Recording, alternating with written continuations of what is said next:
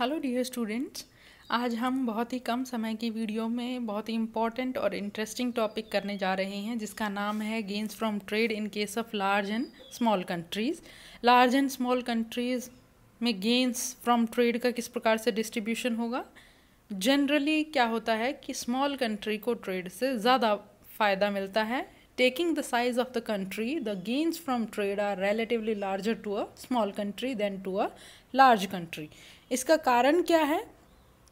एक small country में बहुत ही कम वैरायटी के रिसोर्सेज होते हैं और उसकी डोमेस्टिक मार्केट का साइज़ भी बहुत स्मॉल होता है। अगर वो डोमेस्टिकली स्पेशलाइजेशन करता है और इंटर रीजनल ट्रेड करता है तो उसके जो लाभ हैं वो बहुत ही लिमिटेड होते हैं, क्योंकि हमने कहा मार्केट साइज़ छोटा होता है और बहुत भिन्न भिन्न प्रकार की वस्तुएं वो जनरेट नहीं कर पाता, क्योंकि उसके पास डाइवर्सिफाइड रिसोर्सेज नहीं होते हैं, बहुत ज़्यादा डाइवर्सिफाइड रिसोर्सेज नहीं होते हैं।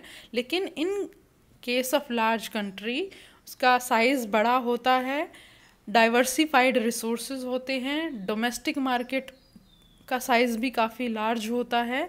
तो ऐसा कंट्री अगर डोमेस्टिकली स्पेशलाइजेशन करता है और इंटर रीजनल ट्रेड करता है तो उसको इंटरनल ट्रेड से ही काफ़ी लाभ हो जाता है। अब हम बात करें एक फैक्ट की जिसको आप MCQs के लिए भी कंसिडर कर सकते हैं, जो आपके ऑब्जेक्टिव टाइप क्वेश्चन आते हैं। किसी कंट्री की डोमेस्टिक प्राइस रेशो से इंटरनेशनल प्राइस रेशो जितनी ज़्यादा डिफरेंट होगी उस कंट्री को उतना ही लाभ होगा। ये देखिए, एक लाइन मैं आपके लिए रीड कर रही हूँ। The more world market prices differ from domestic prices greater the benefits. ये अब स्मॉल कंट्री के केस में या किसी भी कंट्री के केस में जितना ज़्यादा इंटरनेशनल प्राइस रेशो डिफरेंट होगा डोमेस्टिक प्राइस से, उतना ही ज़्यादा उस कंट्री को लाभ होगा। यहाँ पे हम ये बात कर रहे हैं क्योंकि लार्ज कंट्री है, वो बहुत ज़्यादा मात्रा में प्रोडक्शन कर सकता है और वो इंटरनेशनल प्राइस रेशो को इन्फ्लुएंस कर सकता है। इसलिए यहाँ पे जो हमने केस लिया है वहाँ पे international price ratio large country की डोमेस्टिक प्राइस रेशो के इक्वल है, क्योंकि डोमेस्टिक प्राइस रेशो और इंटरनेशनल प्राइस रेशो इक्वल है। इस वजह से लार्ज कंट्री को इंटरनेशनल ट्रेड से कोई फ़ायदा नहीं मिल रहा है। और दूसरी अजम्पशन हमने यहाँ पे क्या ली है कि कांस्टेंट अपॉर्चुनिटी कॉस्ट है। कांस्टेंट अपॉर्चुनिटी कॉस्ट होने की वजह से जो हमारा प्रोडक्शन पॉसिबिलिटी कर्व है वो एक स्ट्रेट लाइन में है, और ये ही हमारी प्राइस रेशो भी इसको हम कंसिडर कर सकते हैं, क्योंकि जो अपॉर्चुनिटी कॉस्ट है वो सेम रह रही है। तो इन दो सिचुएशंस के होते हुए, दो अजम्पशंस के होते हुए, अब हम देखते हैं कि लार्ज और स्मॉल कंट्री पे क्या इम्पैक्ट रहेगा। फिगर के एक पार्ट में लार्ज कंट्री है, एक पार्ट में स्मॉल कंट्री है। लार्ज कंट्री का केस हम देखें तो NM जो रेखा है वो प्रोडक्शन पॉसिबिलिटी कर्व भी है और डोमेस्टिक एक्सचेंज रेशो भी है, डोमेस्टिक प्राइस रेशो भी है, और ये ही इंटरनेशनल प्राइस रेशो भी है।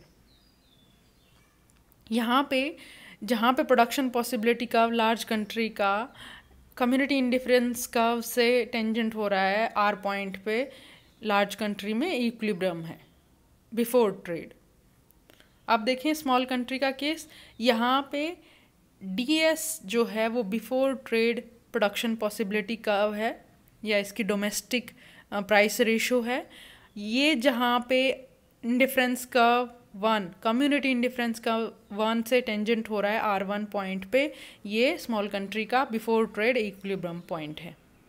अब आफ्टर ट्रेड जैसा कि हमने अज्यूम किया है कि जो इंटरनेशनल प्राइस रेशो है वो लार्ज कंट्री के सिमिलर है, तो इसी के अकॉर्डिंग, इसी स्लोप के साथ हम यहाँ पे स्मॉल कंट्री के लिए बदली हुई जो प्राइस रेशो है वो ड्रॉ कर देते हैं। वो क्या बनती है? DS1।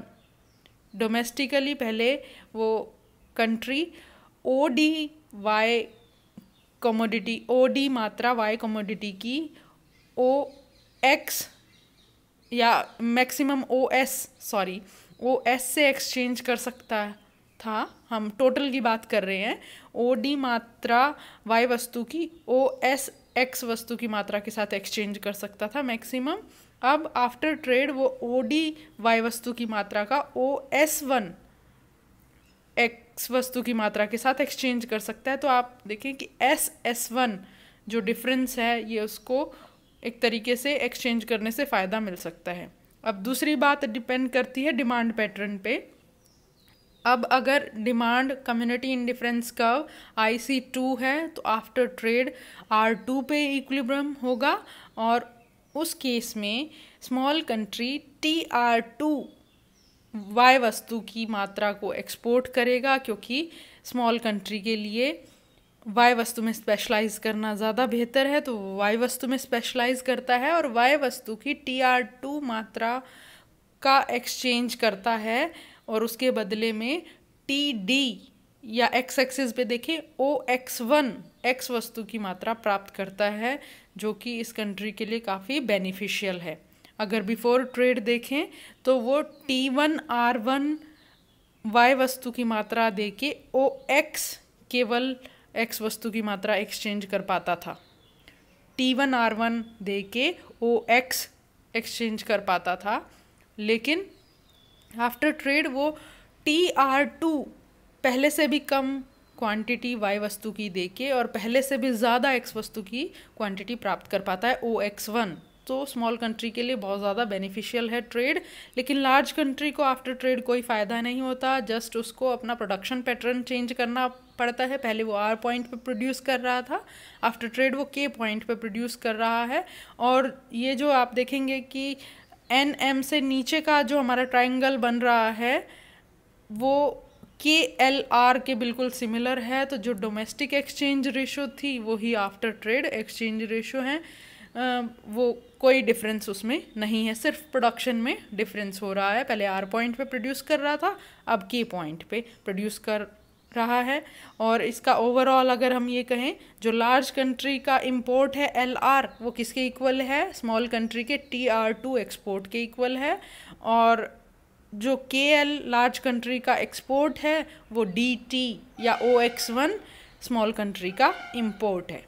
तो इस प्रकार हम देख पा रहे हैं, अगर हमारी दो अजम्पशंस रहती हैं कि एक तो कांस्टेंट अपॉर्चुनिटी कॉस्ट है और दूसरा जो लार्ज कंट्री की डोमेस्टिक प्राइस रेशो है वही इंटरनेशनल प्राइस रेशो है।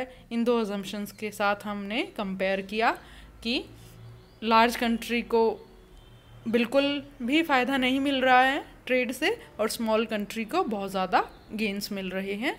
तो ये था इस कॉन्सेप्ट के लिए। Thank you so much.